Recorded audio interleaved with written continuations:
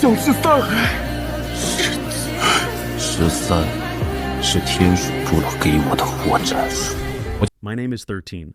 Many people say I was Master Wang Lin's most loyal disciple, and the one who most resembled him in his youth. Back then, the man who turned the soul refining sect into something as lively as a channel called Review 5 Minute. That was him. I was born in the Luo tribe, located within the land of monster spirits. Since childhood, I followed Grandpa Ouyang, the tribe leader, learning how to survive, how to turn plants into poison, how to set traps for hunting, how to avoid monster attacks at night. When I became an adult, I took up the tribe's burdens together with my peers. Each day we carried stone axes and sword bags, hunting for food and gathering spiritual herbs in the valleys. At that time, I never imagined that beyond the land of monster spirits there existed a far greater world. Nor did I understand what the words cultivating immortality truly meant. Until one day, a man appeared at the mouth of the valley, dressed in elegant black and white robes with hair as white as snow. He stood before me, his eyes cold as frozen pools. Even the wind brushing his robe carried an aura of unshakable power. Strangers were never welcome in our land. I didn't dare speak. I just clenched my weapon and charged forward with all my strength. As one of the few young men still strong in the tribe, I knew I couldn't allow an outsider to threaten my people. I shouted to 2 companions, grabbed our beast-blooded blades, and rushed out of the valley to attack him. But he was too powerful, with only one move. We were all defeated and knocked unconscious. He didn't kill us. He simply tied us up and hung us on a crooked tree. Looking back now, perhaps it was at that moment that I first felt something indescribable toward that man, a feeling that would later change my life forever. After that small skirmish, I realized he meant no harm. Under Grandpa Ouyang's guidance, he entered our tribe peacefully. But that same evening disaster struck. A horde of black shadowy monsters broke through the tribe's protective barrier. Beast souls with savage fangs pounced on us. We resisted with all our strength, but the monsters seemed endless. One by one our people fell. In that moment everyone, Grandpa Ouyang, myself, all lost hope. Then a white figure flashed through the night. It was the man with white hair. Moonlight fell upon him, making him look holier than the mountain gods we worshipped. From that night onward, I completely submitted to the man named Wang Lin. He was the savior of our tribe, and I swore silently in my heart, for the rest of my life, 13 will follow him. Even if it means crossing fire or walking on blades, I will never regret it. A few days later, he gathered everyone in the tribe and taught us a divine technique called the 3 arts of soul refinement. It seemed I was born for this cultivation method. Within 3 months, I had already reached the threshold of the 3rd stage, able to craft a soul banner. I could feel it. The look in his eyes began to carry recognition. When I first refined a soul banner, I sealed the spirit of a flying corpse inside. But when I retrieved it, the soul turned feral, and my own spirit was nearly torn apart. He appeared just in time. A single cold shout dispersed the evil soul. His voice wasn't loud, yet it pierced my heart like a ray of light. That's when I realized, the strong are like this, even their voice can protect others.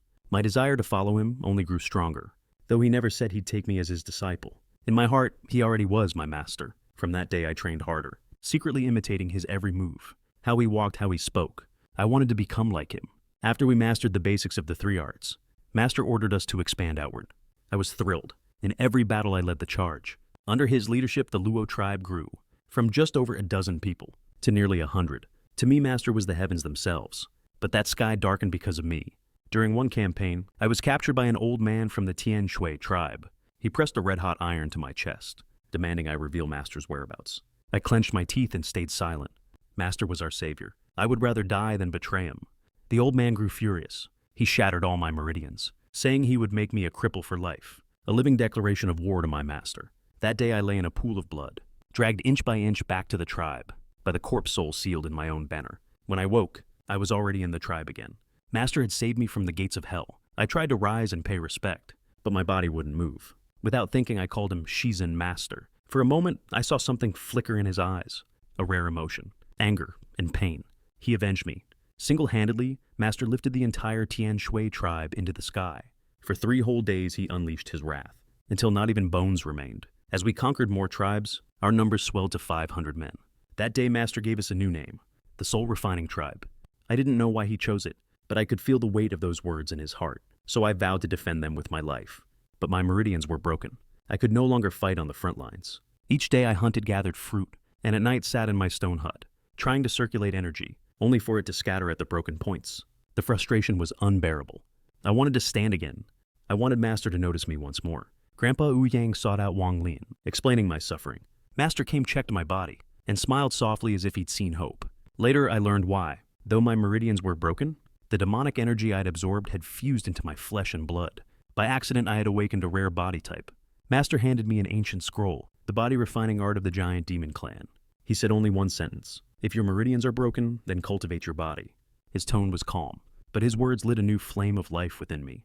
I swore I would not let him down. The pain of body refinement was beyond imagination. Every day my bones cracked, my flesh pierced as if by 1,000 needles. But I never gave up.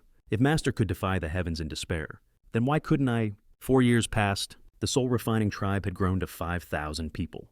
Through endless absorption of demonic energy, I pushed my body refinement to completion. My bare hands could crush magic tools. My strength rivaled core formation cultivators. My loyalty to Master became pure and absolute. If anyone dared speak ill of him, I would fight them to the death. To me, he was more than a father. Later, Master took me in Tiger Robe to the Heavenly Demon Province. But while he was away for too long, Tiger Robe lost faith and betrayed him. I was imprisoned, yet I never doubted that Master would return. And he did. He came back like a storm and saved me. That day he finally said the words I had dreamed of. He would officially take me as his disciple.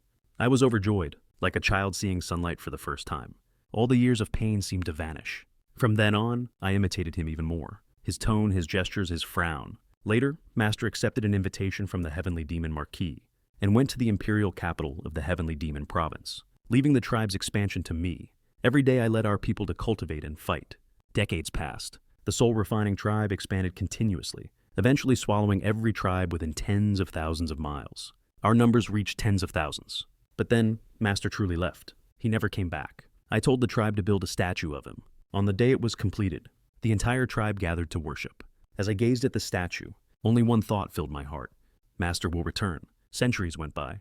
Under my and Grandpa Ouyang's leadership, the soul-refining tribe became a mighty force, ruling over millions, even replacing the Fire Demon Province. We became a true hegemon of the land of monster spirits.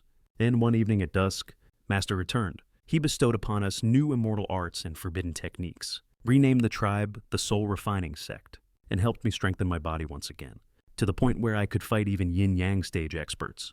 Then Master took me out of the land of monster spirits. Only then did I realize how vast the world truly was. My desire to follow in his footsteps grew even stronger. To continue following him, I reincarnated in the immortal ridge continent Xiangang Dalu. Though I lost parts of my memory, one thought remained: to wait for someone. I named myself Wang Shi, joined a sect, and quickly rose in cultivation.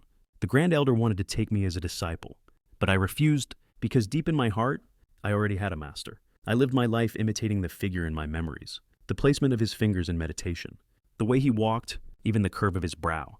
I knew it was foolish, but it brought me peace. One day, while meditating, a white-haired man appeared behind me.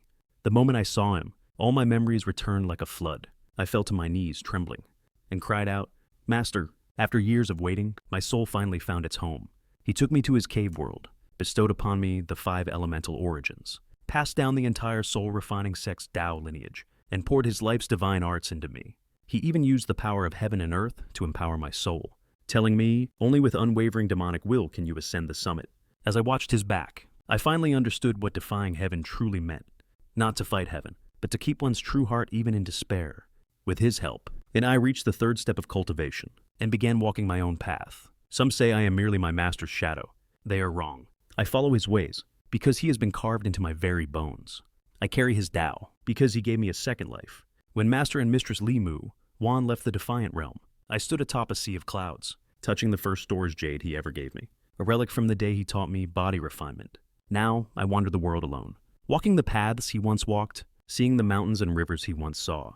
Only now do I truly understand. Master never wanted me to become him. He wanted me to find my own light, on my path of defying heaven. I am 13 Wang Lin's first disciple. A lifetime of loyalty, a lifetime of inheritance.